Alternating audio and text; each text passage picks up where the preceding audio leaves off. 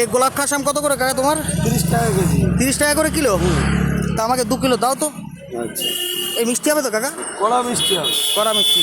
তো বন্ধুরা এখন এই কাকার কাছ থেকে আমি এই গোলাপ খাস আম নিয়ে নিচ্ছি। দেখুন এটা হচ্ছে আমাদের এই যে ব্রিজের উপরে কাকা, দেখুন সামনে ওই যে ঘড়ির মোড় মতিগঞ্জ, আর পিছন দিকে থানাটা রয়েছে।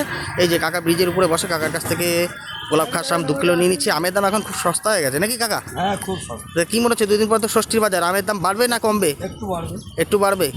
দেখুন সীমিত বাড়বে। আচ্ছা, সীমিত বাড়তে পারে। আর কি কি আছে কাকার কাছে? এদিকে হিমসাগর মনে হচ্ছে এগুলো। হিমসাগর আছে। তাই হিমসাগর কত করে যাচ্ছে কিলো? হিমসাগর 30 টাকা, 35 টাকা। 30 টাকা 35 টাকা।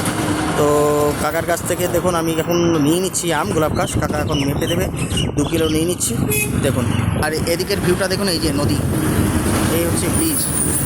দেখুন এই যে লোকজন যাতায়াত করছে, আমি আম নিয়ে নিচ্ছি। দাও, দিয়ে দাও।